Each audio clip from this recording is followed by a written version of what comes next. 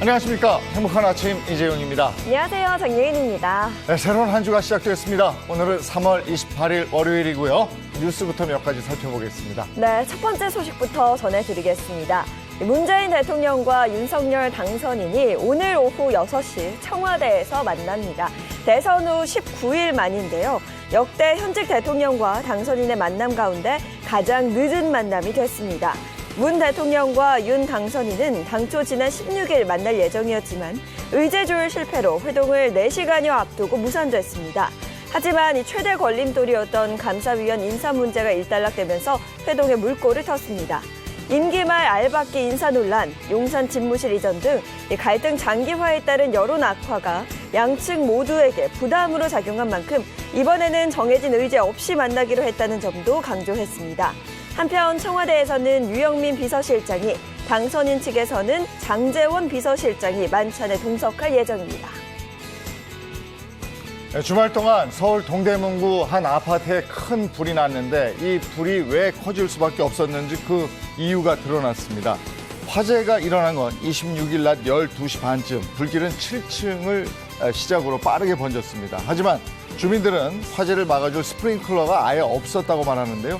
25층짜리 아파트엔 16층부터만 스프링클러가 설치되어 있고 15층 이하로는 화재 감지기만 있었습니다. 이 아파트 입주가 시작된 2000년 당시 소방법 시행령에 따르면 16층 이상에만 스프링클러 설치 의무가 있었는데 이후에 개정된 법령은 신축 아파트에만 적용된 탓에 스프링클러가 없는 사각지대가 여전히 남아있는 겁니다. 전문가들은 법 개정 이전에 지어진 아파트의 경우에 저층 세대에 주의가 필요하다고 지적하는데요. 경찰은 내일 2차 합동 감식을 벌여서 정확한 화재 원인을 규명할 예정입니다. 은행들이 전세 대출에 이어 신용대출 빗장도 속속 풀고 있습니다. 우리은행은 다음 달 4일부터 마이너스 통장과 직장인 신용대출의 한도를 늘리는데요. 5천만 원이었던 마이너스 통장 한도는 최대 3억 원까지 늘리고 최대 1억 원이었던 직장인 신용대출 한도도 2억 원까지 높입니다. 앞서 KB국민은행과 하나은행은 마이너스 통장 한도를 1억 5천만 원까지 늘렸고 신한은행도 한도 복원을 검토 중입니다. 가계대출 총량을 관리하라는 당국의 압박에 대출 한도를 낮춘 지 1년여 만인데요. 금리가 오르고 주식, 부동산 열풍이 꺾이며 가계대출이 줄어든 게 원인으로 분석됩니다. 이번에는 코로나19 현황 살펴보겠습니다. 27일 0시 기준 신규 확진자는 31만 8,130명으로 누적 확진자 수는 1,181만여 명입니다. 한편 코로나19 백신 전국 1차 접종자는 전날보다 약 1,500여 명이 늘어나서 총 4,494만 명을 넘어섰고요. 2차 접종자는 4,447만여 명으로 집계됐습니다. 또한 3차 추가 접종자는 3,262만여 명으로 집계됐습니다. 네, 이어서 오늘 날씨 소식 전해드리겠습니다. 오늘은 전국 하늘이 대체로 맑겠고요. 미세먼지 걱정도 없이 공기질도 청정할 것으로 보이는데요. 다만 큰 일교차에는 대비해 주셔야겠습니다. 자세한 오늘 기온 보시면 오늘 아침 최저기온 영하 4도에서 6도, 한낮 최고기온은 11도에서 16도 선이 되겠습니다. 이 심한 기온 변화에 면역력 떨어지기 쉬운 만큼 건강관리 잘해주셔야겠습니다. 3월 28일 월요일 행복한 아침 지금 시작합니다.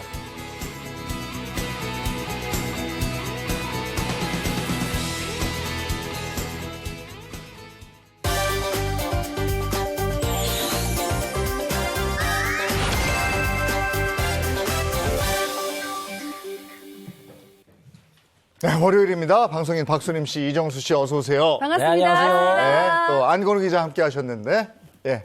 바로 자동차 얘기하죠. 알겠습니다. 네. 인사까지 바로. 네. 그동안 차차차에서도 우리 자주 얘기했잖아요. 전기차 얘기 자주 네. 했는데 뭐 코로나다 뭐다 해서 전기차 보러 가고 싶어도 한 자리에서 볼 수 있는 기회가 많이 없었을 겁니다. 근데 바로 요번에 그런 기회가 좀 생겼다고 하네요. 근데 옷 같은 경우는 뭐 멀티숍이라든지 쇼핑몰, 아울렛에서 한꺼번에 볼 수 있는데 차는 솔직히 한 자리에서 다 본다는 건 쉽지 않은데 유모차는 다 볼 수 있어요. 근데 뭐 전기차 이런 건 한꺼번에 보는 거 쉽지 않았어요. 맞아요. 네. 그래서 이번에 그런 아쉬운 마음이 있는 분들을 위해서 전기차 박람회가 열렸습니다. 친환경 자동차를 비교하고 체험할 수 있는 엑스포였는데요.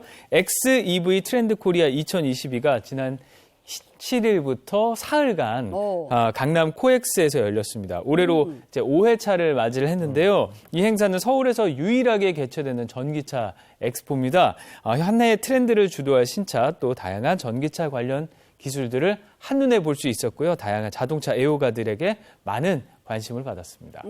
서울에서 개최하는 유일한 전기차 엑스포네요. 이거 전기차 좋아하는 분들 엄청 좋아했겠어요. 그럼요. 근데 이 전시회가 국내 기업뿐만 아니라 해외 기업들도 다 모인다면서요? 네, 다 모였습니다. 국내에서 열린 행사지만 해외 기업들 많이 참여를 했거든요. 해외는 글로벌 완성차 기업 50여 개, 또 300여 개의 부스가 다양한 전기차와 함께 마련이 됐습니다. 이 모빌리티 기술이 여기서 총출동했는데요. 특히 올해는 자동차 분야 전문가와 소비자의 평가를 바탕으로 제1대 전기차 시상식이 개최가 됐어요. 그래서 눈길을 끌었는데요. T사, A사 이런 해외 쟁쟁한 기업부터 국내 H사와 K사까지 총 9종의 전기차가 후보군에 올랐습니다.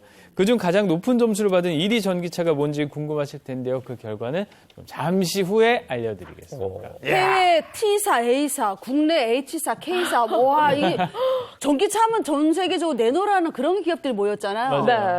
과연 1위는 누가 될 것인가?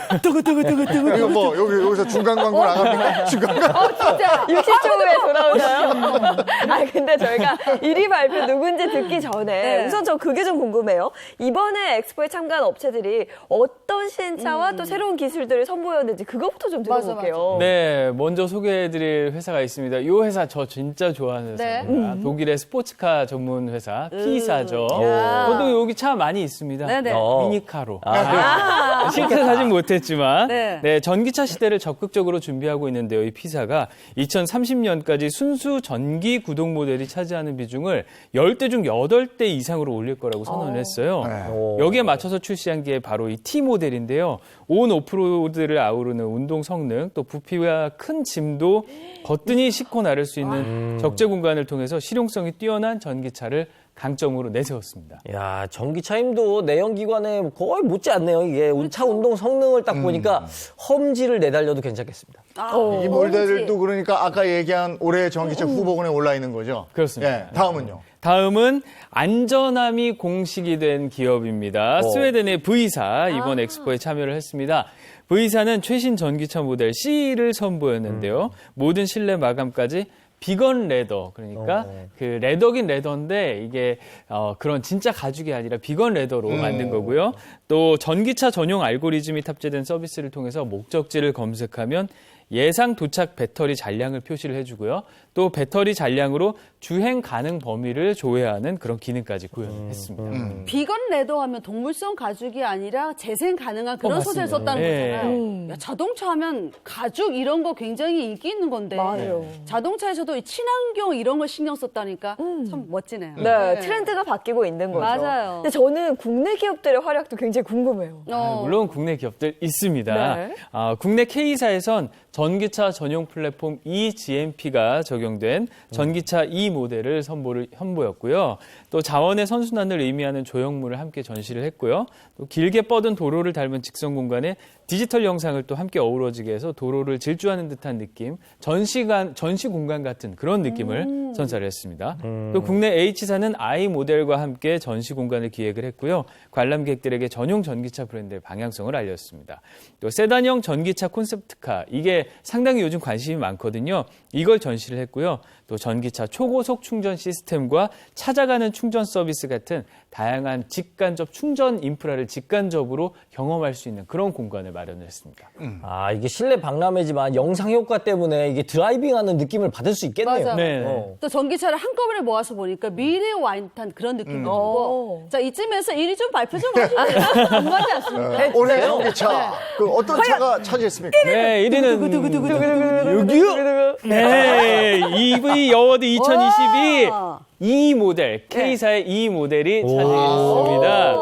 네, 요게 지난해부터 올해 1월까지 국내에 출시된 순수 전기차 9종을 대상으로 퍼포먼스와 디자인, 또 친환경 소재 사용 이런 10개 항목을 평가를 했는데요. 그 종합적인 평가를 받은 이 모델 올해의 전기차 첫 번째 수상자가 됐습니다. 야, T사랑 A사 이 쟁쟁한 회사들도 많고 이 선발주자들 있는데 와 대단한데요. 저 차량 얼마 전 유럽에서도 수상한 적이 있지 않았어요? 네, 저도 이제 해외 유튜브 많이 보거든요. 네네. 그 유명 자동차 유튜브들 많이 보는데 유명 잡지사들에서 이 자동차 상당히 1위로 많이 선정을 했어요, 이미. 이번에 수상한 차량은 한국 자동차 최초로 특히 유럽 올해의 차에 올랐고요.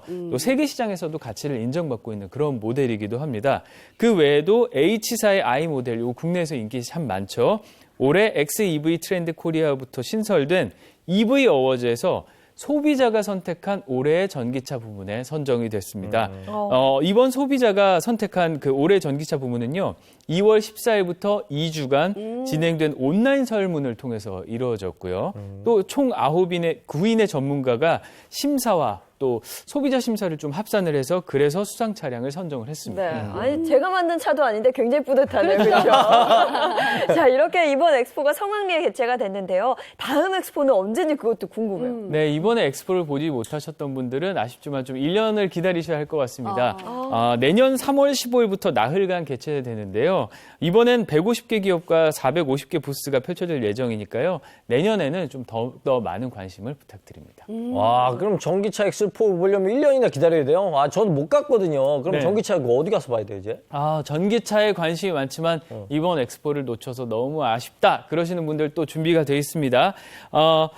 이번 엑스포에서 소개됐던 H사의 G 모델 인기가 참 많거든요. 특별 전시장이 준비가 되어 있는데요. 다음 달 17일 일요일까지 네. 17일 일요일까지입니다. 뉴미디어 아티스트 그룹 IVAA IU 네, 이름이 좀 어렵죠?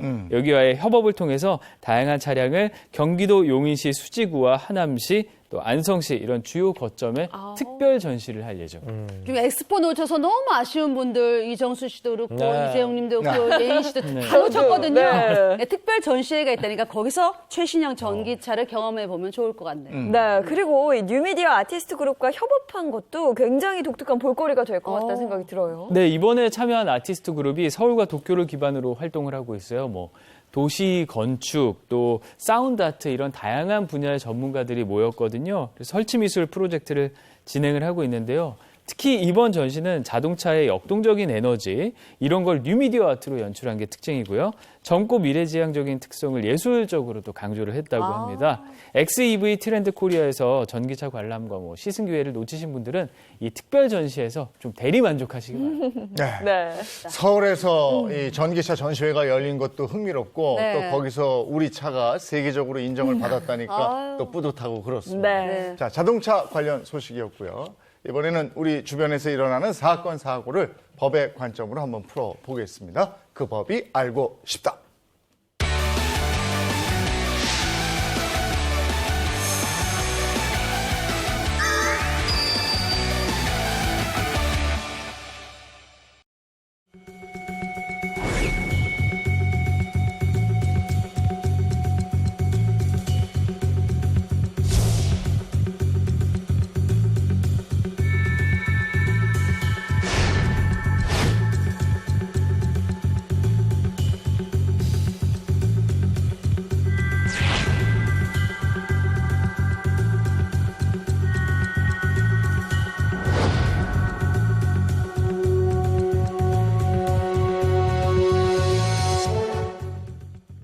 그 법이 알고 싶다. 이인철 변호사와 함께합니다. 어서 오세요. 반갑습니다. 자, 첫 번째 사연부터 가죠. 자, 첫 번째. 누가 아버지의 이것을 훔쳐갔어요. 지갑. 돈. 아니에요. 아니에요. 아니에요? 아버지의 정신을 훔쳐갔어요. 아니에요. 아니에요? 보겠습니다. 누가 옷을 훔쳐갔어. 아버지의 유골을 훔쳐가. 자, 사연을 꽁트로 준비해봤습니다. 아들 역할은 제가 하고요. 경찰 역할은 이재용 님이 하시고, 자, 유골 가져간 남자 역할 이정수 씨가 하면 되겠습니다. 이 사연 실제 사건을 바탕으로 재구성했습니다. 사연 속으로 끄끄! 얼마 전 우리 집은 발칵 뒤집히고 말았습니다. 돌아가신 지 20년 지난 아버지의 묘소가 하루아침에 흔적도 없이 사라지고 만 겁니다. 전 당장 경찰에 신고를 했습니다. 저희 경찰서죠. 저기요, 저희 아버지 무덤이 있었는데 감쪽까지 사라졌어요. 여기 무덤이 있었다고요? 저 형사 콜럼보가 아닌데. 알아. 흔적을 보니까 누가 파헤쳐 간 것 같은데. 아니, 그리고 무덤만 없어진 게 아니고요. 무덤 안에 있던 아버지 유골까지 누가 싹 다 긁어갔어요. 이거 유골을 팔아서 장사를 할 것도 아니고. 참 귀신이 고칼 노릇인데. 어쨌든 저희가 범인을 찾아볼 테니까. 네. 일단 댁에 가서 기다리고 계시죠.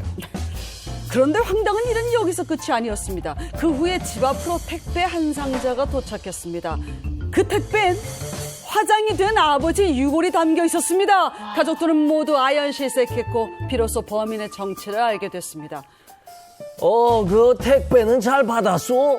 아니, 당신 얼마 전에 우리랑 그 땅 소송에서 진 사람이잖아. 아니, 소송에서 졌다고 이런 일을 벌인 거예요? 그러게 멀쩡히 잘 살던 사람 성질을 건드리고 난리야. 내가 진짜 한성질하는 거 몰라? 어쨌든 나 댁들 아버지 유골 무사히 돌려줬으니까 그런 줄로 아시오. 세상에, 아니 세상에 어떻게 이런 일이 벌어질 수 있어. 아이고 아버지. 땅 소송에서 졌다고 아버지의 묘소를 마음대로 파헤친 남자. 남편의 유골을 택배를 받은 어머니는 충격으로 식음을 전폐하고 말았습니다. 이렇게 원통한 일이 세상에 또 있을까요? 이거 너무 억울합니다.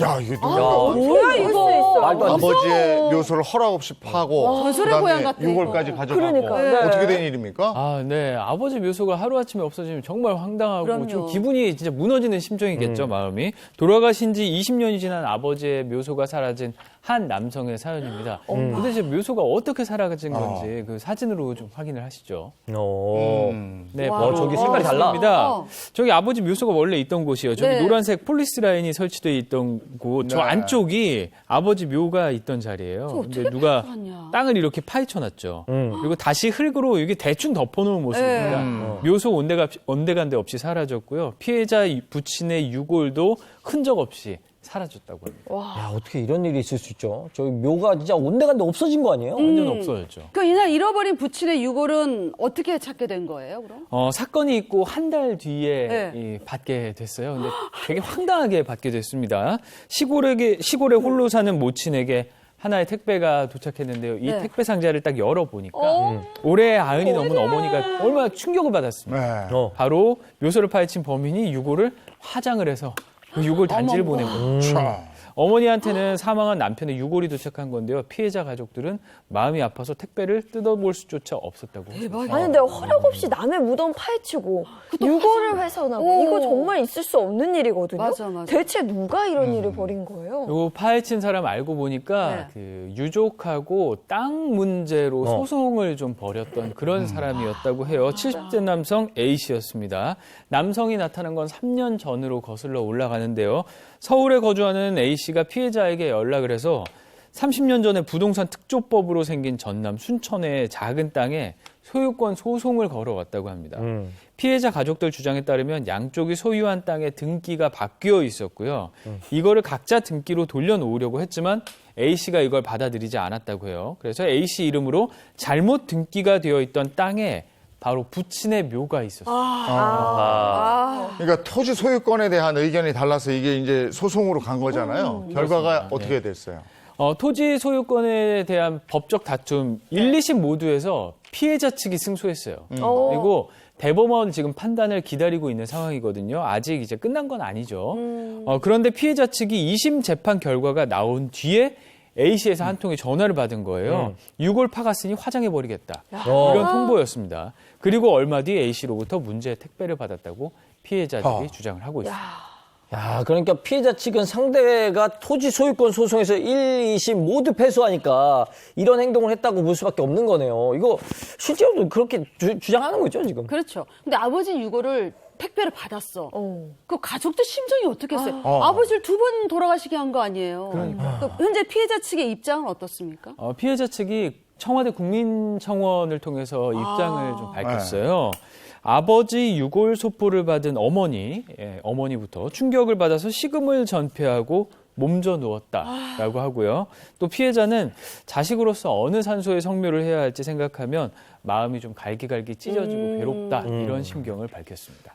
근데 이제 그 택배로 온 유골도 네. 묘를 파헤친 지 한 달 이상 지난 다음에 도착한 거라 이게 도대체 아버지의 이게 유골인지도 모르겠다 네, 네. 이렇게 얘기를 하고 그럴 수 있다고 있겠네요. 그러는데 네. 아니 이런 사건 형법에서 처벌 규정이 있습니까? 이제 재판을 하다 보면은 네. 이 재판하는 당사자끼리 서로 원수처럼 되는 경우가 많아요. 부부끼리도 원수가 되고 이렇게 심판 남인 경우에는 소송하면 완전히 원수처럼 돼서 이렇게 엽기적인 행동을 하는데 정말로 저는 충격적입니다. 자, 근데 이 사람 같은 경우에는 우리나라 형법에 따라서 처벌이 됩니다. 네. 이 분묘 발굴죄라고 있어가지고요.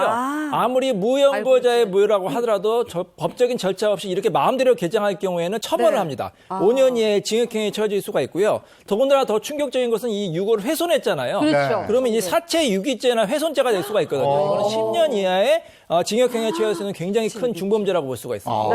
아니 근데 사건이 일어날 당시에는 토지 소유권이 A 씨한테 있었단 말이죠.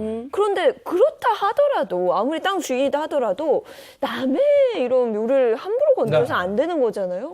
근데 이런 일이 왕왕 발생해요. 특히 이제 그 지방에 계시는 분들이 많이 발생을 하는데 네. 여러분 요즘에 그 땅 투자 같은 데 관심 네. 많은 분 있잖아요. 네. 이 지방에 땅 뭐 임야 같은 걸 딱 매입을 했는데 거기 자세히 보니까 이렇게 분묘가 있는 경우가 종종 있습니다. 그럼 거기에 좀 이렇게 집 같은 거를 지려고 하는데 안 되는 거예요. 맞아요. 근데 분묘 같은 경우에는 그 분묘 자체를 또 존중을 해줘야 됩니다. 맞아요. 이 2001년 1월 14일에 장사 등에 관한 법률, 일명 장사법이라는 게 이제 생겼거든요. 네. 그래서 그 법이 시행되기 전에는 분묘 기지권이라는 게 있었어요. 말이 좀 어렵죠. 분묘 기지권은 뭐냐면 어떤 사람의 토지에 네. 이 분묘가 있으면은 네. 그 분묘의 그 권리를 인정하는 겁니다. 20년 동안 그 분묘가 평온하게 만약에 자리 잡고 있었으면 설령 땅 주인이라 하더라도 그 분묘를 마음대로 철거할 수가 없었어요. 이게 이제 분묘 기지권이라고 하거든요. 네. 이 분묘 기지권은 최장 60년까지 이제 인정이 되고요. 60년? 그래서 이 땅 주인이 이 분묘를 철거하려고 하면 해당 관청에 이제 뭐 통지를 하거나 여러 네. 가지 복잡한 절차를 거쳐서 처리하셔야 됩니다. 와, 그러니까 남의 땅이라도 설치한 지 20년이 지나면 땅 주인도 묘를 함부로 할 수 없다 이런 거네요. 그렇죠. 그래서 땅을 매입할 때 그러잖아요. 꼭 가보고 거기에 그 묘지가 있는지 확인도 확인하고.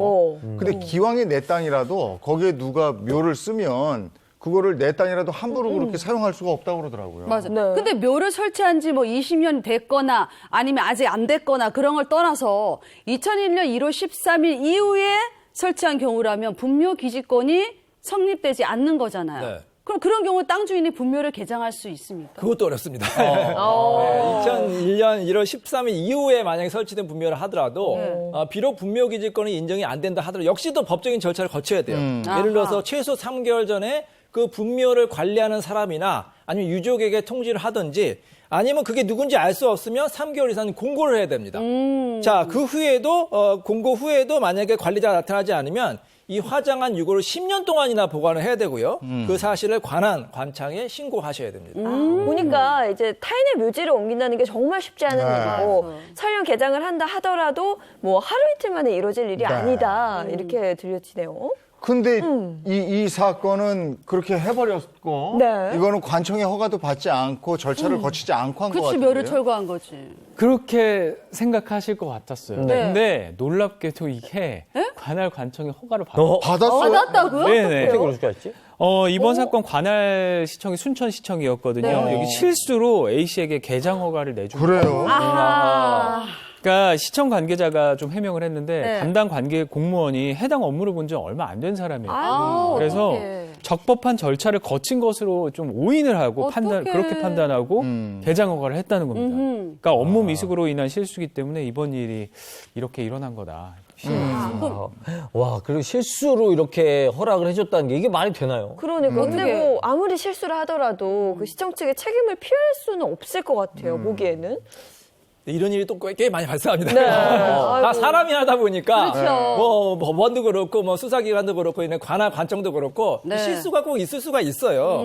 자, 근데 이럴 수가 있습니다. 만약에 다른 사람의 묘가 아니라 본인 뭐 조상의 본인 부모님의 묘다. 이 경우에도 마음대로 개정을 할 수가 없습니다.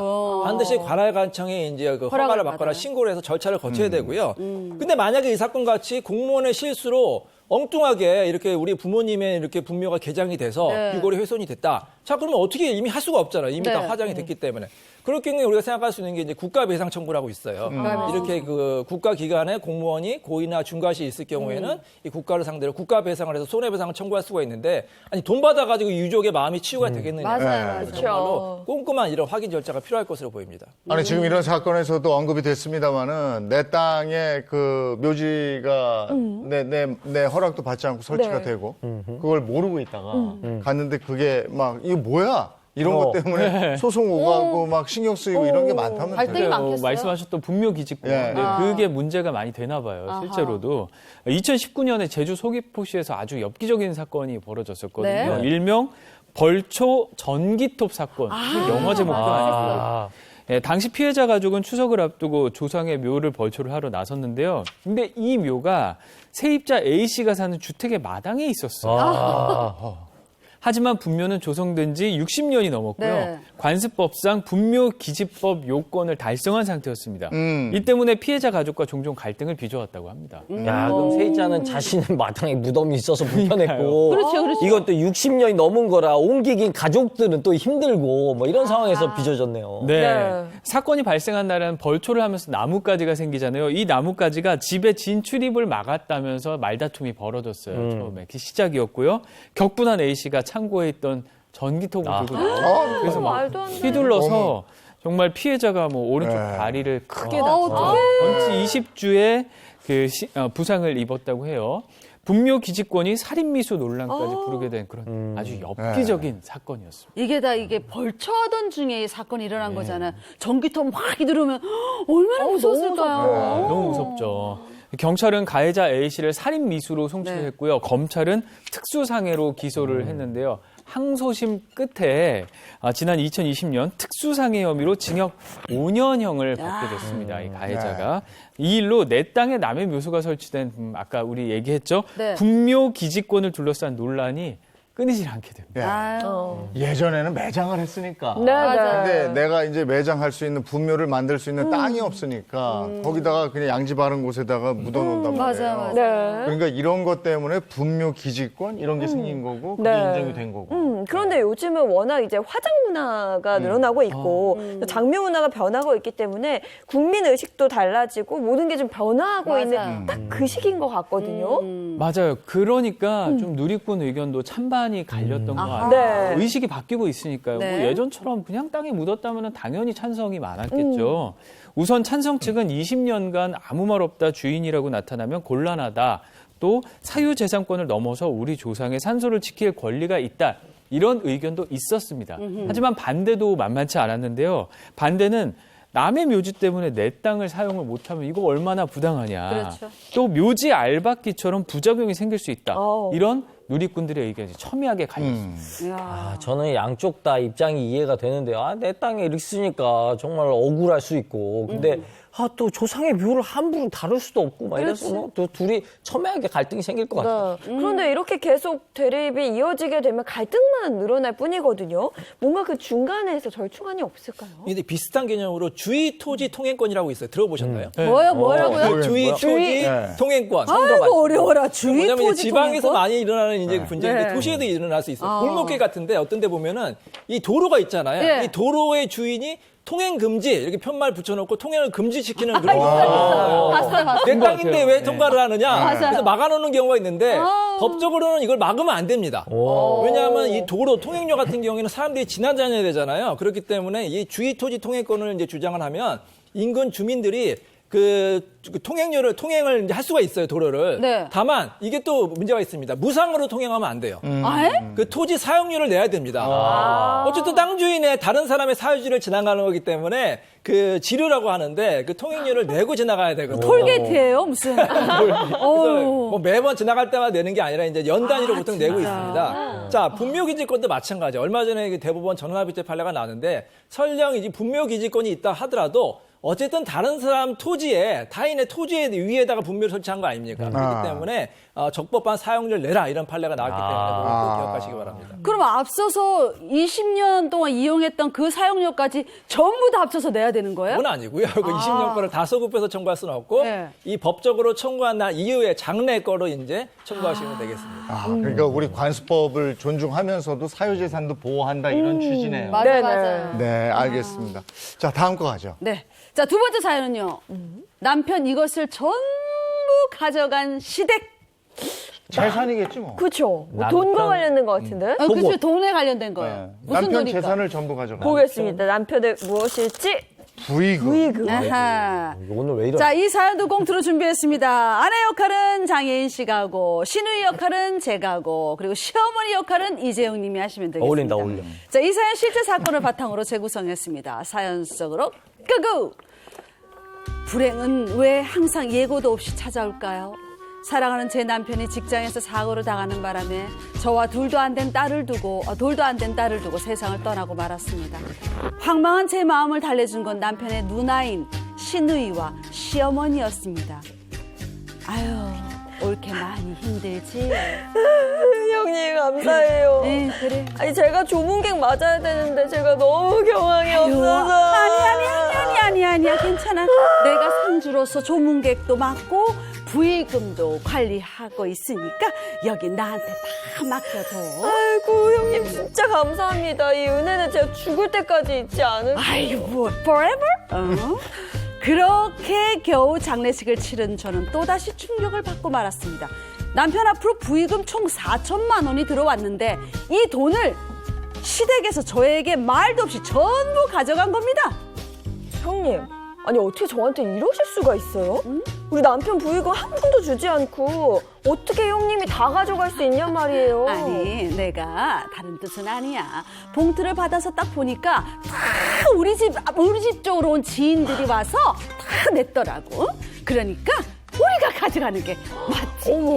아이고, 허리야. 우리 엄마. 거기 웬 소란이니? 아유, 그래. 아니 어머님, 우리 애비 부의금을 저희도 나눠주셔야죠. 아니 그렇게 다 가져가 버리시면 어떡하냐고. 아니, 저희는. 너 그게 무슨 말이야? 잘한다, 우리 엄마. 내 아들 몫을값인데 당연히 내 거지. 그렇지. 점쟁이가 너하고 결혼하면 우리 아들 명줄 끊어진다고 그랬어. 맞아. 내 아들은 너 때문에 죽은 거나 마찬가지니까 너 이 집에서 나가. 어머니, 그게 무슨 말씀이세요 어머니. 우리 엄마 잘한다. 남편 장례식에 들어온 부의금이 아들의 목숨값이라며 돌려주지 않는 시댁. 돈 앞에서 어떻게 사람이 이렇게 변할 수 있습니까? 전 이렇게 남편의 부의금을 한 푼도 못 받고 쫓겨나야 하는 걸까요? 누가 좀 알려주세요. 근데 이거 진짜 너무한데요. 아니, 사망한 남편의 부의금 때문에 이게 문제가 생겼는데. 많이 야, 이거 어떻게 된 거야? 네, 갑작스럽게 불행을 맞은 아내의 이야기입니다. 첫 번째 불행이 2019년 가을에 찾아왔어요. A 씨의 남편은 젖먹이와 아내를 두고 황망하게 세상을 떠났습니다. 일터에서 벌어진 사고 때문이었는데요. 네. 하지만 아내는 이제 사랑했던 남편을 생각하면서 마음을 좀 부여잡았어요. 그래서 힘들어하는 이 아내 A 씨를 시댁 식구도 도왔습니다. 특히 시누이가 상주가 돼서 조문객을 맞았고 부의금도 관리를 했다고 합니다. 이게 갑작스럽게 불행이 닥치면 가족끼리 서로 토닥토닥 해주고 해야 된단 말이에요. 근데 장례식 이후에 일이 또 터졌네. 그렇죠. 바로 두 번째 불행이 시작이 된 거죠. 네. 남편의 부의금 문제였습니다. 당시 장례식장에 들어온 부의금이 총 5,100만 원 정도였는데요. 장례금을 제외하고 남은 금액이 한 4천만 원 정도였습니다. 그런데 이 부의금을 시댁이 아내에게 말도 없이 전부 가져가 버립니다. 여기에 시어머니와 시누이를 상대로 아내가 부의금 반환 청구 소송을 했고요. 요게 또 A 씨의 생후 1년도 안 된 아이도 원고로 이름을 올렸습니다. 여기에 반해서 시댁 측 또한 부의금은 우리 몫이라고 당당하게 맞습니다. 근데 양측 다 부의금이 자신의 몫이라고 주장을 하는 거잖아요. 이유도 분명히 있을 것 같은데요. 네, 아내 A 씨는 남편이 사망하면 아내 등이 재산을 상속받는 것처럼 또 부의금도 당연히 우리가 상속을 받아야 하는 거 아니냐 이렇게 그렇죠. 주장을 했습니다. 따라서 아내는 부의금은 남편의 법정 상속인인 나와 아이의 몫이다 이렇게 주장을 했거든요. 우리 민법에 따르면 상속 순서는 자녀와 손주 같은 직계 비속이 1순위, 또 네. 부모와 조부모 같은 직계 존속이 2순위, 그 다음이 형제자매입니다. 네. 배우자의 경우에는 1, 2순위에 해당하는 상속인이 있을 때 공동으로 상속을 받게 되거든요. 그러니까 여기에 따르면 사망자의 1순위 공동 상속인은 A씨와 A씨의 자녀가 되는 상황이었죠. 그렇죠. 네네. 아내 측의 주장도 일리가 있어요. 근데 그 시댁 측 입장은 또 어떻습니까? 시댁은 조문객이 누구의 지인이었는지에 따라서 달라질 수 있다 이렇게 주장을 했습니다. 시댁 측의 지인들이 낸 부의금이 대부분이었고 또 A씨의 지인들이 낸 부의금은 불과 255만 원 정도 이렇게 주장을 했는데요. 게다가 시댁 측은 그마저도 줄 수 없다 이렇게 어머머. 말을 했습니다. A씨의 남편이 생전에 시어머니에게 갚을 돈이 있었는데 당연히 A씨가 이 부의금으로 이 남편이 갚을 돈을 갚아야 한다. 이렇게 주장을 합니다. 야, 사랑하는 가족의 사망으로 들어온 네. 부의금, 이게 내 거, 네 거. 이럴 건 아니겠지만 그래도 법의 판단은 어떻게, 재판부의 판단은 어땠습니까? 네. 네, 이런 분쟁도 종종 발생합니다. 네. 정식장에서 이렇게 싸우는 게 볼썽 나오는데, 자, 결과적으로 이 재판은 아내가 승소합니다. 자, 왜냐하면 우리 판례에 이런 게 있습니다. 이 부의금이 많이 들어왔을 경우에 첫 번째로 장례비에 충당합니다. 자, 그쵸. 그러고도 남은 경우에 있을 경우에 특별한 사정이 없는 한 사망한 사람의 공동 상속인이 본인의 상속분대로 나눠라 이런 판결이 있는 네네. 거예요. 그렇기 때문에 만약에 시댁에서 이 돈을 갖고 가서 돌려주지 않을 경우는 아내를 시부모를 상대로 부의금 반환 청구 소송을 하면 받을 수가 있습니다. 그러면 말씀 주신 것처럼 부의금은 이제 아이와 아내가 아내. 가져가면 되는 거네요. 그렇죠? 그렇습니다. 그런데 이런 경우는 어때요? 막 이게 부의금을 낼 때 이거는 신우이에게 내는 부의금 이렇게 해도 이게 안 냈게 되는 거예요.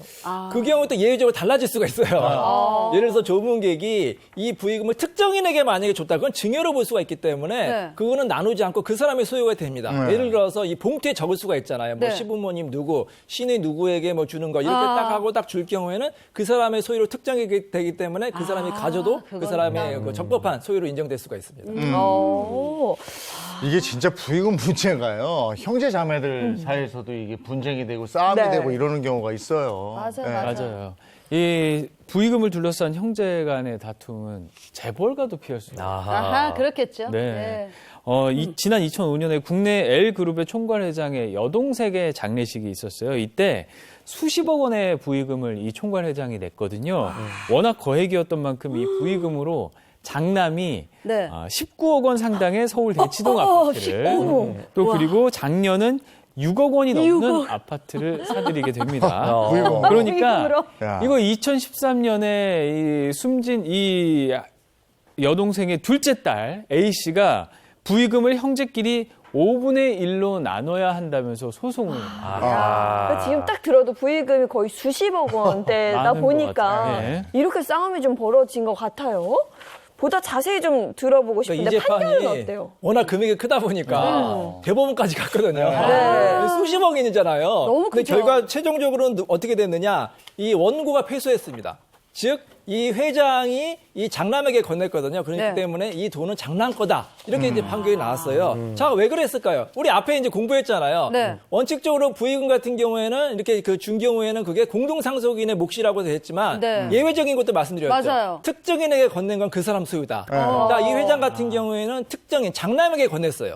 장남에게 건넸기 때문에 이 법적으로 증여로 볼 수가 있고 이건 장남의 소유로 인정한 게 우리 법원의 판례라고 볼 수가 있습니다. 그러니까 가족 사이에 이렇게 주고받는 돈일수록 그 소유권이 누구한테 있는지 이게 더 헷갈리는 경우가 많겠어요. 난 누구에게 준다라고 명시하지 않으면 그렇죠. 맞아. 누구에게 준다. 네. 근데 결혼식 날 받은 축의금도 그렇잖아요. 법적으로 축의금은 혼주하고 신랑 신부 누가 가져가는지 사회자가 가져가나 주례사가 가져가지는 않잖아요. 누가 가져가는 겁니까? 이거 가지고 또 이제 부모 자식 간에 또 재판까지 갔어요. 야. 그런 게 이런 경우가 망망 맞아. 발생합니다. 그래서 이 축의금이 많이 들어오잖아요. 네. 자, 그러면 이거는 이제 부모님은 아니 다 그 하객들이 부모님이 하객이 많기 때문에 네. 자신의 거라고 주장할 수가 있고 또 자녀들은 무슨 소리입니까? 내 친구들이다. 결혼한 거는 우리가 결혼했기 때문에 우리 맞아. 소유라고 해서 다툼이 될 수가 있는데 이 행정법원 판례는 축의금은 부모의 것이라고 봤습니다. 왜냐하면 사실 이 결혼식의 혼주는 부모님이잖아요. 네. 그리고 우리 미혼 양속상 결혼식 비용이 많이 들 경우에는 그 결혼식 비용을 충당하라고 준 게 이제 축의금 제도의 유래이기 때문에 특별한 사유가 없는 한 혼주인 부모님의 소유다 이런 판례가 있습니다. 아니 그럼 축의금을 낸 사람이 신랑 신부의 친구여도 이게 원칙은 혼주 몫이라는 거잖아요. 그럼 신랑 신부가 가져갈 축의금이 하나도 없네요. 진짜. 이 사건에서도 예외가 있습니다. 아까 부의금과 비슷하다고 보시면 돼요. 부의금도 특정인에게 준 경우에는 그 사람 소유라고 했잖아요. 따로? 축의금도 마찬가지예요. 따로. 따로? 신랑 신부한테 만약에 신랑 신부 친구가 따로 건네주는 경우 있잖아요. 있어요. 그 경우에는 신랑 신부의 소유라고 볼 수가 있고요. 네. 또 얼마 전에 저도 받았더니 모바일 요즘에 청첩장 받잖아요. 네. 거기 보면 뭐 축하금 어디 계좌번호 보내주세요. 있어요. 계좌번호 잘 보세요. 그 계좌번호가 부모님 것이라면 부모님 소유가 되는 거고 만약에 자녀의 계좌번호가 된다면 자녀의 소유라고 해석될 여지도 있을 것으로 네. 생각합니다. 그런가 하면 또 부모가 그 자녀에게 축의금을 몰아줬다가 이게 또 문제가 된 사건이 있어요. 네. 혼주인 부모가 결혼식 축의금을 집 사는데 보태라고 자녀에게 주는 경우가 종종 있잖아요. 네. 그런데 이럴 경우에는 자칫 증여세를 내야 할 수도 있습니다. 상속세 및 증여세법에는 사회통념상 필요하다고 인정되는 금품에 대해서는 증여세를 부과하지 않는다 이렇게 규정을 하고 있지만 거액의 축의금을 부모가 자녀에게 주고 이걸 사용하는 경우는 좀 다른데요. 만약 부모의 학위 기준 거액의 축의금을 결혼 당사자인 자녀가 받아서 이거를 대출 상환이나 이런 데 쓴다면 네. 이거는 증여로 보고요. 또 증여세를 당연히 부과를 할 수가 있다는 겁니다. 대표적으로 2003년에 있었어요. 이런 일이. 국세심판원에서는 외손자에게 결혼 축하금 400만 원을 송금한 사례에 대해서 사회통념상 인정되는 금품의 범위를 넘었다. 이렇게 판단해서 증여세를 부과한 선례가 있습니다. 그러니까 부모에게 들어온 그 축의금을 자녀에게 넘겨줄 경우 이거는 증여세가 부과될 수도 있다 이런 얘기네요. 아 근데 부모가 받았다가 자녀에게 준 축의금에 증여세를 물린다는 게 좀 억울할 수도 있겠네요. 그래서 제가 좋은 방법 알려드릴게요. 자, 아까 예외적으로 네. 이 신랑 신부 친구가 직접 전해주는 경우가 있다고 했잖아요. 네. 그 경우에는 부모를 거치지 않기 때문에 증여세를 안 낼 수가 있습니다. 아하. 자, 만약에 부모님에게 줬다가 부모님이 자식한테 주면 그게 증여가 되기 때문에 증여세가 될 수가 있는데 만약에 신랑 신부 친구가 직접 줬으면 그 경우에는 이제 통상적인 범위의 축의금이라면 증여세가 나오지 않을 수가 있거든요. 그렇기 때문에 직접 건네고 그거를 입증할 수 있는 방법 같은 증거를 준비하는 게 좋을 것으로 생각이 됩니다. 그럼 혼수품 같은 건 어때요? 맞아. 결혼 축하하면서 비싼 혼수품 같은 경우도 가전제품이나. 있잖아요. 네. 거기에 대한 무슨 세금도 또 내야 되는 거예요? 뭐 사회통념상 일정 한도 내에서의 혼수나 뭐 예물 이런 거는 이제 증여세가 부과가 안 되는데 고가에 이르러서 뭐 전세라든지 뭐 어떤 경우에는 부모님이 결혼 축하한다고 뭐 강남에다가 막 수억짜리 집을 해주는 경우가 있잖아요. 이 경우엔 증여세가 부과가 될 수 있겠죠. 네네네. 근데 또 부모님 입장에서는 또 자녀 결혼하는데 또 뭐라도 해주고 싶잖아요. 제가 또 좋은 방법을 알려드릴게요. 자, 부모 자식 간이라도 돈을 건넬 때는 그냥 주지 마시고 네. 꿔주는 걸로 하는 게 좋습니다. 빌려준다. 빌려주는 거고 너희가 나중에 성공하면 갚아라. 이럴 경우에는 이제 꿔주는 거기 때문에 증여세가 부과가 안 될 수가 있고요. 단순히 말로만 꿔준다고 하면 안 되고 반드시 증거가 있어야 됩니다. 부모 자식 간에도 차용증을 작성하시고 네. 인증받으면 더 좋고 그다음에 계좌 이체하시고 또 자녀도 매월 이자를 부모님한테 지급하고 그거에 대한 증거로 확보되면은 세금이 부과되지 않을 수 있으니까 참고하시기 바랍니다. 이자도 뭐 저 1%만 받고 이러면 안 된대요. 그래요? 뭐 시장 금리 5%나 5%나? 그게 또 너무 규정이 많은데? 있어요. 은행에서 빌려야겠네. 네. 근데 내가 빌려주니까 너 1%만 내 이거는 안 된대요. 네, 적정 이자가 있더라고요. 아들 곧 장가 갈 거잖아요. 그거 준비하고 계신 거예요? 아니 또 지가 알아서 해야지 뭐 제가 어떻게. 맞아. 알아서 해야지. 예, 우리 주변에서 일어나는 사건 사고를 법의 관점으로 한번 재해석해봤습니다. 고맙습니다. 고맙습니다. 거침없는 주사와 진상의 끝판왕. 너 어디 있다가 진짜 나타나가지고 있어.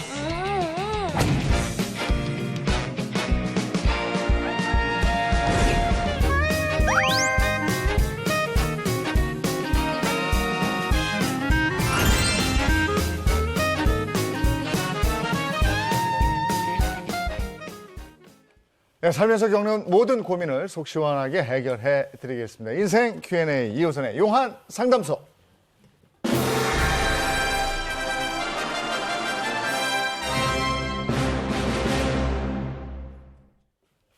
네, 이호선 전문가와 함께합니다. 어서 오세요. 안녕하세요. 반갑습니다. 자, 오늘은 또 어떤 고민이 들어와 있는지 궁금한데요. 사연자 바로 만나보도록 하겠습니다. 안녕하세요. 어디 사는 누구신가요? 안녕하세요. 저는 서울에 사는 40대 남성입니다. 이렇게 말하면 제 자랑 같지만 저희 집사람은 얼굴도 예쁘고요. 능력도 좋아서 돈도 저만큼 잘 벌어요. 근데 딱 하나 의미 있는데 집사람 술버릇이 좀 과하단 거예요. 일단 저희 집사람은 술자리 자체를 너무 좋아해요. 술만 마시면 기분이 업된다면서 일주일에 한 번은 꼭 마시고요. 사람들도 집사람 없으면 술만 안 난다고 자주 부릅니다. 여기까지는 저도 괜찮아요. 그렇죠. 근데 술만 마시면 아무 남자한테나 애교를 부리더라고요. 진짜 환장하겠어요. 집사람이 취하면요. 일단 호잉내이 소리가 나옵니다. 그리고 웃으면서 옆 사람을 막 손으로 치고요. 그러다 기분 좋으면 팔짱까지 낍니다. 여자든 남자든 상관없어요. 심지어 제 친구랑 같이 술을 먹을 때 볼에 뽀뽀까지 하려길래 저랑 대판 싸운 적도 있습니다. 아내는 술 기운에 그런 거다. 나는 기억도 안 난다면서 술 깨고 나면 또 얌전해지더라고요. 아무리 그래도 남자 볼에 뽀뽀하는 게 말이 됩니까? 제가 그 뒤로 화도 내보고 술을 아예 못 먹게 되어봤거든요. 약발이 일주일을 못 갑니다. 한 며칠 조용히 지내다가 또 술 마시고 들어와요. 아내는 술 먹는 게 인생의 유일한 낙인데 이것도 못하게 하면 어떻게 사냐고 하더라고요. 주변 사람들한테 얘기해보면 다들 주사는 답이 없다. 사람은 못 고쳐 쓴다면서 이혼밖에 답이 없답니다. 남편 보는 데서도 이 정도인데 없을 땐 얼마나 심할지 생각만 해도 괴롭습니다. 진짜 술버릇은 답이 없을까요? 주사가 심한 아내를 어떻게 하면 좋을까요? 아니 술자리에서 저러면 그 같이 술 마시던 남자들은 부담스럽죠. 괜한 오해할 수도 있죠. 하거든요. 그렇죠. 술 마시면 돌변하는 아내 때문에 걱정인데. 네, 뭐 즐겁게 술을 마시는 것까지 좋은데 맞아. 이성에게 뭔가 신체적인 접촉이 있어서 남편이 굉장히 고민이 심한 것 같습니다. 어떻게 사연 보셨어요? 일단 이런 분들 꼭 있어요. 주변에 보면 같이 술자리 할 때 보면 이게 유난히 술만 마시면 다정해지는 분들이 계시죠. 근데 경우에 따라서 이게 수위를 막 넘나드는 분들도 계시거든요. 그게 때로는 말로, 때로는 행동으로, 때로는 뭐 술 자체를 많이 마시면서 이 공격성 같이 나타나서 실제 우리가 술자리가 굉장히 어색해지는 상황도 발생하는 경우가 있는데 지금 이런 상황 같은 경우는 제가 봐도 아, 이거는 남편이 좀 화가 나겠다 이런 생각이 들고 근데 이게 좀 위험할 수 있잖아요. 본인에게는 오해를 유발하니까 일단 위험할 수 있고 거기다가 다른 사람들 같은 경우에는 본인이 원치 않게 약간 이게 모종의 이상한 그 오해를 또 받을 수가 있는 거고요. 남편 입장에서는 눈 뜨고 그거 보는 거 쉽지 않습니다. 맞아요. 이런 상황이 이제 술자리가 있을 때면 거의 매번 반복이 된 거잖아요. 야, 이게 제가 이런 상황을 보면 이게 시간이 지나면 적응이 될까? 이거 적응 진짜 안 되는 주제라서 이 술버릇은 고치지 않으면 정말 위험한 순간, 특별히 이혼의 굉장히 중요한 원인이 되기도 하기 때문에 꼭 고쳐야 될 것 같습니다. 주변 보면 유독 술버릇이 좀 고약하거나 좀 독특한 사람도 있긴 있어요. 네. 있죠. 제 주변에도 되게 닥터인데 되게 중저음이에요. 안녕하십니까 누님, 예, 수고 많으셨습니다. 근데 술만 먹으면 야 오늘 누님 제가 술 삽니다. 조용히 좀 해봐. 아 시끄럽습니까? 조용하겠습니다. 술을 그렇게 먹고 소리를 지르니까 제가 창피해가지고. 뭔지 알아요, 그거? 그런 사람 있어. 아니 평소에 내성적인 네. 사람이 또 그런 경우가 많더라고요. 네네. 그리고 막 아무나 보면 뽀뽀하고 끌어안고. 있어요. 요즘에 진짜 큰일이죠. 네, 아니 큰일 나죠. 그리고 이 저 살해자 아내분 같은 경우도요. 이게 어떻게 보면 성추행이에요. 맞아요. 남자들 막 만지고. 그렇죠. 불필요한 스킨십을 하는 거니까. 남자만 여자 이렇게 하면 성추행이 아니고 여자도 그렇잖아요. 아, 그럼요. 그게 아주 위험한데. 그러니까 막 보시는 것도 지금 막 이렇게 터치하는 분들 있고, 막 소리 지르는 분 있고, 또 그렇게 싸우는 분도 있고, 욕하는 사람도 분도 잘 사는 날. 네, 진짜 다양한데. 제가 한번 술 안 먹고 술자리에 있었는데요. 네. 서서히 미쳐가는 그들의 모습을 보면서 나도 미쳐버리겠더라고요. 그래서 같이 취해야 돼. 안 취하면 괴롭잖아요. 맞아요. 뭐 근데 어쨌거나 이렇게 다양한 술버릇이 있는데 지금 사연 주신 분도 아내의 술버릇 정말 최악이라고 생각을 하고 계실 것 같아요. 그래서 결국 뭐 이혼까지, 주사 때문에 이혼까지 하는 분도 크게 많다면서요. 아, 이혼까지 가는 경우 굉장히 많습니다. 근데 이제 이 주사 때문에 이혼까지 가는 분들은 보면 처음에 주사를 몰랐냐? 안 경우가 더 많아요. 아하. 이를테면 어떤 사례가 있었냐면 한 커플이 있는데 이 커플이 대학 때 이제 처음 교제를 시작했는데 그 처음에 교제를 시작한 게 만나서 술자리를 했는데 이 남편이 이 아내에게 굉장히 스킨십을 좀 빠르게 시작을 했던 겁니다. 근데 이제 나를 되게 특별하게 생각을 했다 이렇게 맞아요. 얘기하더라고요. 네. 근데 이제 시간이 지나면서 이게 모든 사람들에게 이 특별함이 나타나니까 아내 입장에서는 좀 견디기가 어려운 상황인데 그래도 어쨌든 결혼을 했어요. 근데 문제는 결혼을 하고 나서 회사에서 여직원들하고 같이 회식을 하다가 이 성추행 문제가 발생을 한 겁니다. 아이고.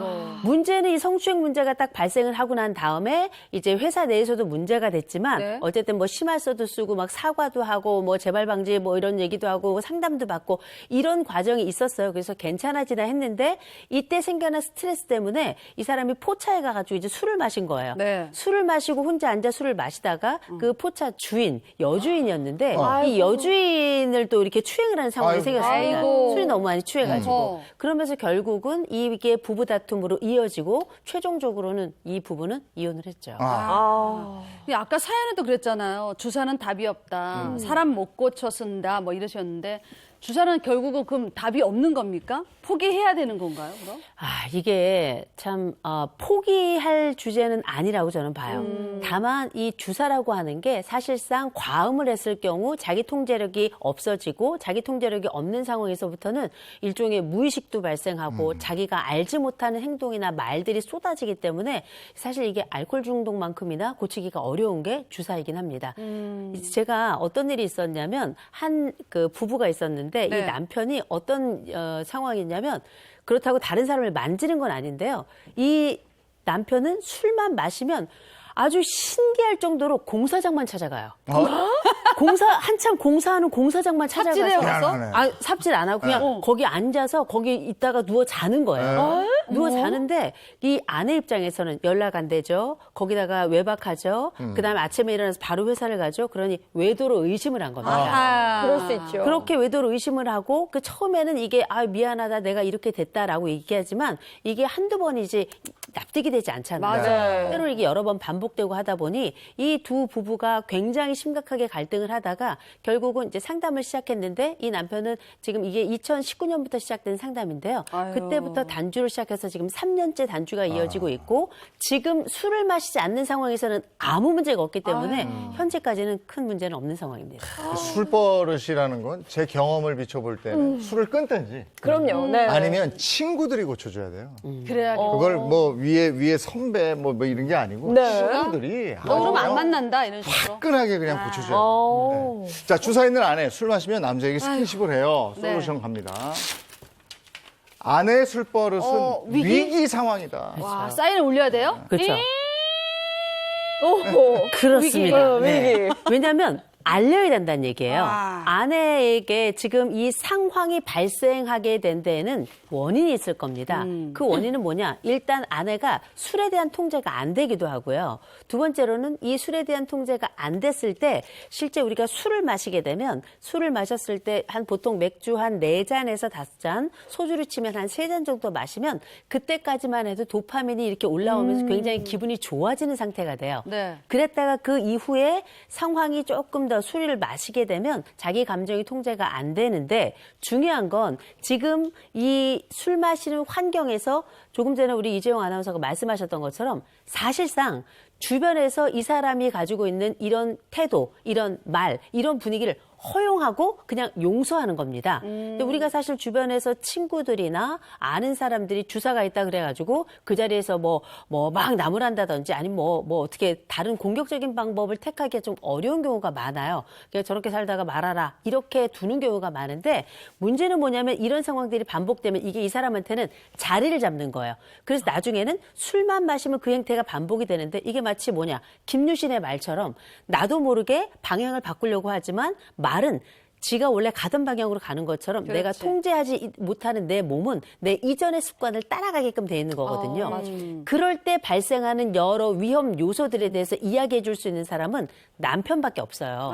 여기서 친구들이 사실상 지금까지 그냥 괜찮아. 왜냐하면 아내가 가지고 있는 이 술자리에서 흥을 내고 또 기쁨을 주고 같이 있는 자리가 즐겁잖아요. 네네. 그럴 때 이 아는 사람들에겐 이게 변명이 되거나 혹은 용서가 돼요. 그런데 사실상 우리 사회관계라고 하는 게 남편이 생각하는 우려처럼 다른 곳에서도 발생할 수 있는 일이고 이게 조금 전에 우리가 얘기 나누었던 것처럼 성추행 문제가 될 수 있어요. 이렇게 됐을 때 감당하지 못하는 그 부분에 대해서 어떻게 생각하고 그 상황이 어떨 수 있는지 때로는 간접적으로 발생했던 사건들에서 언급을 하는 게 그 아내를 위해서도 그 주변 사람들을 위해서도 남편을 위해서도 굉장히 필요하다는 거죠. 네. 진짜 술 먹고 과하게 신체 접촉하는 여자들 진짜 같은 여자인데도 부담스러워. 저 어떤 여자는 계속 그 팔도를 그렇게 만져 비벼대요. 되게 부담스럽고 술 깨고 나서도 야 그만 만져 말하는 것도 참 지적하기도 그래요. 그래서 그냥 넘어가는 경우가 많은 것 같아요.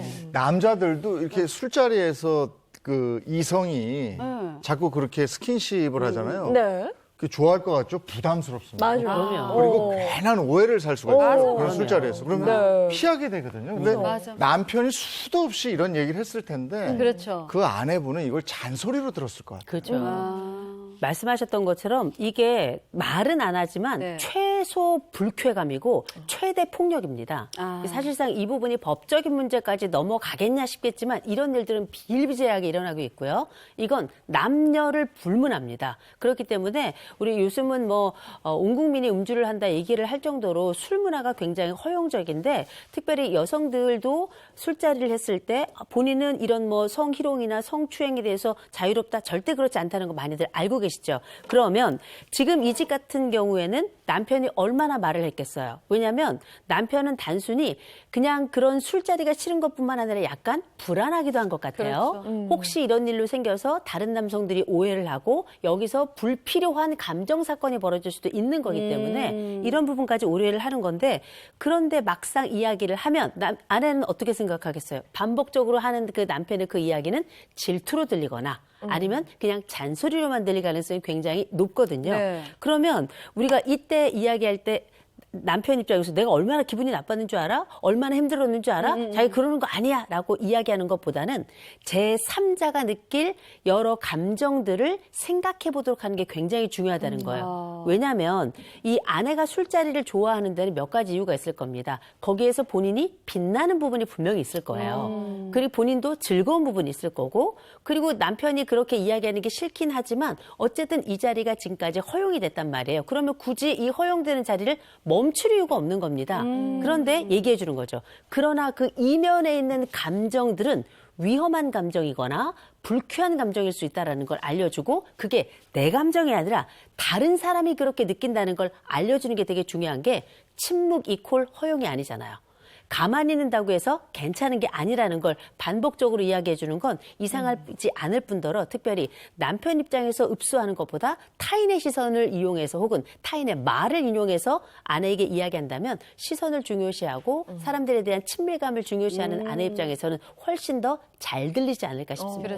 맞아요. 정말 만약에 상대가 말은 안 했지만 성적 수치심을 느꼈다거나 불쾌감을 크게 느꼈다면 충분히 고소당할 수 있는 일이거든요. 이거를 이제 남편만이 해줄 수 있는 말이니까 아내를 딱 잡고 앉아서 너 정말 이거 위기 상황이다. 이렇게 좀 언지를 줘야 될 것 같아요. 근데 잡고 앉아서 얘기를 하면 듣기 싫어하죠. 난 기억나지 않아. 그래 기억 안 난다고 그래. 나는 술 먹고 필름이 끊겼어. 이렇게 얘기를 해버려요. 그래서 네. 이것도 역시 마찬가지로 증거를 잡아서 조목조목 해야 되는 무슨 방법이 있을까요? 그거 이제 충격요법.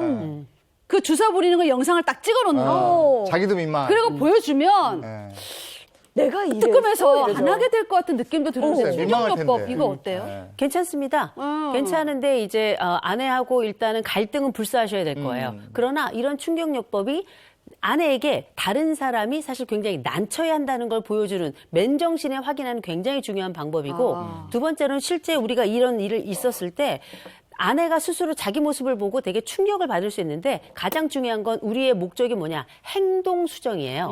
행동 수정이라고 하는 건 타인이 시켜서 하는 것도 굉장히 의미가 있지만 본인이 스스로 의지를 가지고 자율적으로 그 안으로 들어가야 되는 게 되게 중요한 거거든요. 또 선택의 문제이기 때문에 그 방법 영상으로 찍어서 보여주는 그 충격적인 장면의 확인 괜찮습니다. 네.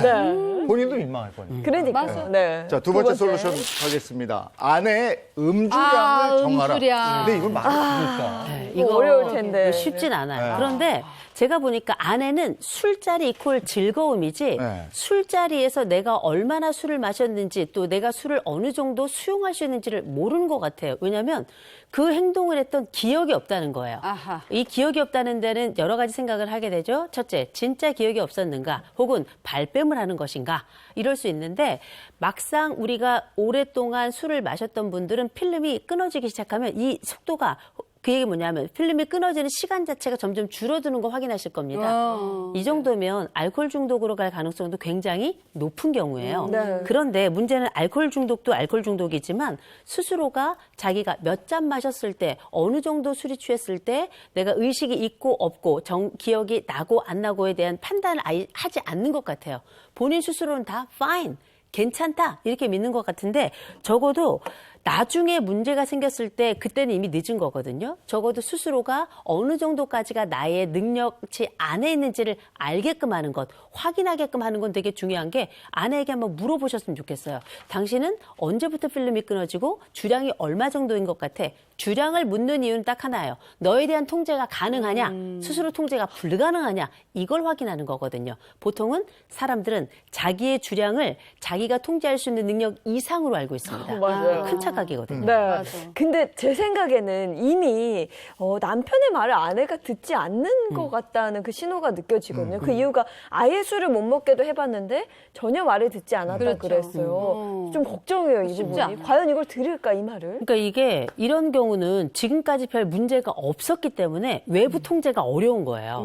그런데 외부 통제라고 한다면 잠깐 얘기 나왔던 것처럼 아예 그 친구들이 야, 너 미쳤냐 하고 아주 크게 그 자리에서 화를 내거나 어떤 경우에는 남편이 너무 술 주사가 심하고 특별히 이 아내가 이걸 견딜 수 없어서 남편이 술이 취했을 때 폭행을 했다는 얘기들 아마 들어보신 적 있을 겁니다. 근데 그렇게까지 하는 건 좀 곤란하겠습니다만 그만큼 주사가 부부관계에는 굉장히 치명적이고 이 부분을 고치지 않으면 사회적 그 활동까지 문제가 되기 때문에 그런 치명적인 또 아주 굉장히 위험한 행동까지 하는데 그런 방법은 적절치 않습니다. 그건 역시 폭행이에요. 다만 분명한 건 내부적으로 아내가 결정하기 위해서는 남편이 완전히 이거를 전면 금지를 한다면 이건 굉장히 어렵고 사실상 불가능할 뿐만 아니라 권리를 침해하는 거예요.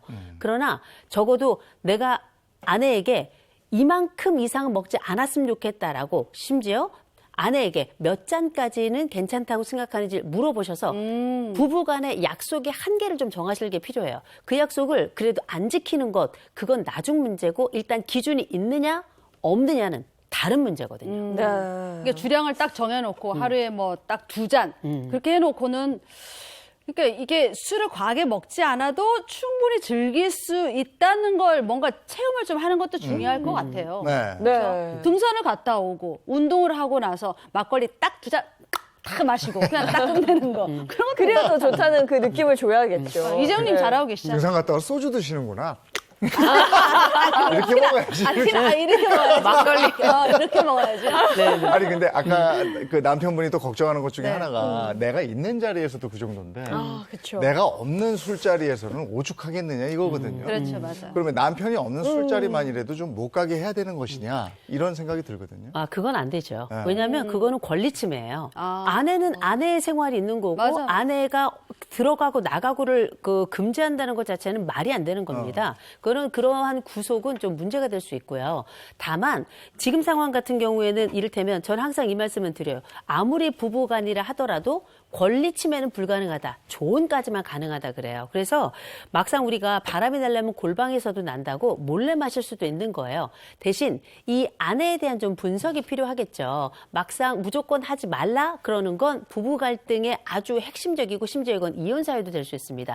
남편이 아내 때문에 속상한 것도 역시 이혼까지 갈 수 있는 상황이 되지만 맞아요. 그렇다고 해서 아내를 옴짝달싹 못하게 하고 마치 전족을 신긴 것처럼 그의 권리를 방해하는 건 역시 이혼 사유가 될 수 있기 때문에 이런 방식은 적절치 않고요.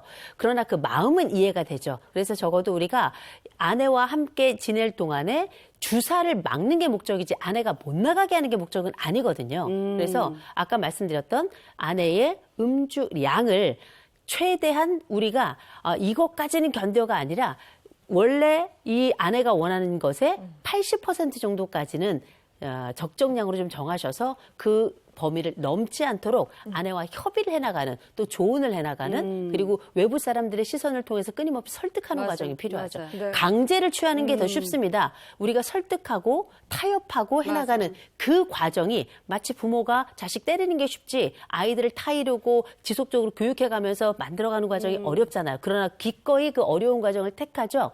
부부 사이도 마찬가지입니다. 강제보다는 어렵더라도 끊임없는 설득 과정 대신에 그 방법을 다양화하는 게 중요하겠죠. 아니 근데 저는 사연 듣다가 정말 놀랐던 부분이 술에 잔뜩 취해서 남편 친구 볼에 뽀뽀를 하려고 그랬대요. 근데 이거는 진짜 상상을 해 말이 안 되는 거거든요. 친구도 친구 얼마나 얼마나 민망해요. 불편하겠어요. 머쓱해지잖아요. 그렇죠. 그 남편 친구가 아들처럼 생겼나?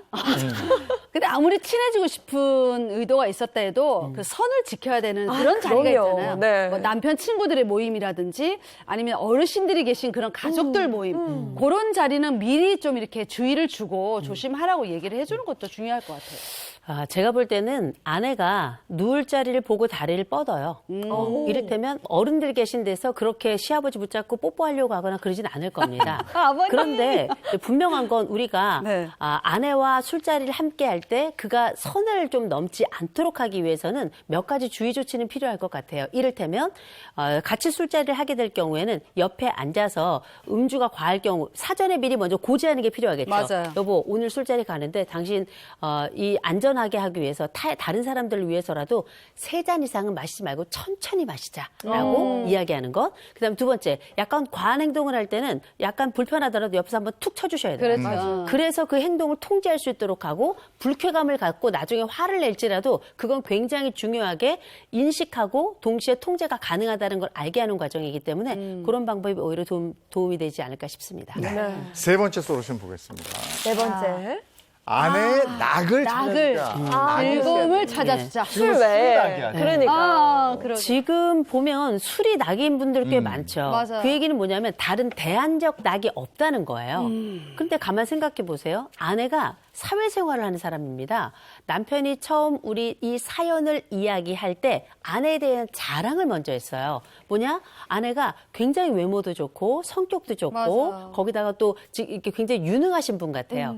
그런데 사회생활을 그만큼 하면서 여지 큰 문제가 없었다는 얘기는 뭐냐면 모든 곳에서 다 수용이 되는 건 아니에요.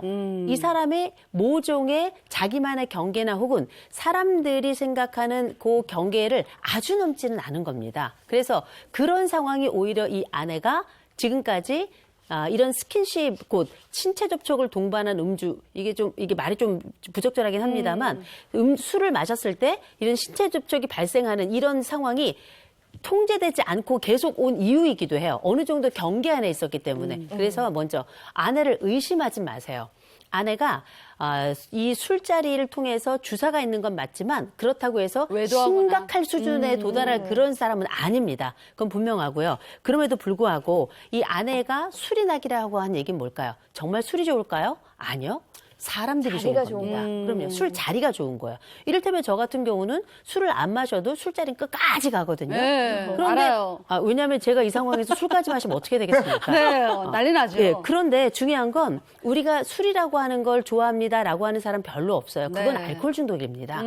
그러나 대부분의 사람들은 술 자리를 좋아하고 맞아요. 사람 관계를 좋아하는 거예요. 맞아요. 그러면 지금부터 우리가 해야 될 건 뭔가 이 사람이 욕구하는 이 사람을 만나고 또 이 사람들 가운데 주목받고 하는 그 욕망을 읽어내는 것도 굉장히 중요할 겁니다. 술을 적게 마시고도 충분히 인정되고 술을 적게 마시면서도 우리가 함께 인간관계를 충분히 할 수 있을 만한 상황을 만들어낸다면 인간관계에 대한 욕망, 거기에 해당하는 쾌, 그 기쁨은 어느 정도는 대안을 가질 수 있을 것 같아요.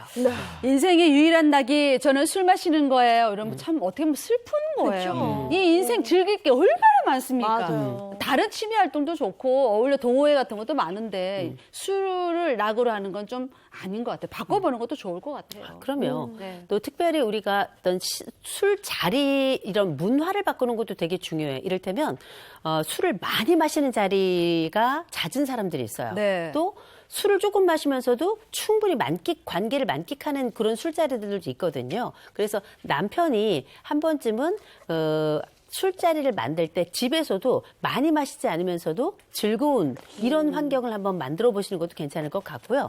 또 한 가지는 우리가 이분이 원하는 건 남편하고의 술자리만은 아니에요. 지인들하고 만나는 게 좋은 거거든요. 그래서 지인들하고 술을 마실 때, 자, 우리가 오늘 만날 때는 딱 예를 들어서 뭐 와인이다 그러면 5명이 모였을 때 1병을 넘지 않도록 요것만 먹자라고 함께 그 집단의 약속을 갖고 그렇죠, 대신에 맞아.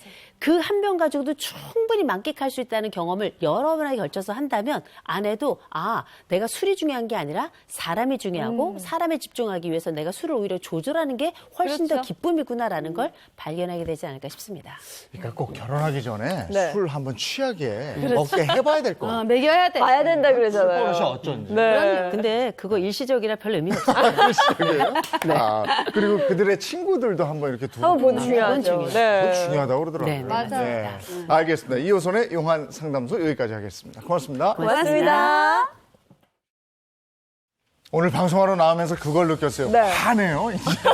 그쵸. 이제 많이 전에 밝아졌어요. 어두울 때 나왔는데. 이제 정말 봄이 왔다는 걸 느끼는데요. 딱 이맘때 사실 감기 걸리기 좋은 이유가요. 일교차가 워낙 크게 벌어집니다. 낮에는 포근해도 아침, 저녁으로 쌀쌀하니까 겉옷 하나 꼭 챙겨 나오시기 바랍니다. 좋은 하루 보내시고요. 저희는 내일 아침 7시 30분에 돌아올게요. 행복한 아침, 행복한 하루 되십시오. 고맙습니다. 고맙습니다.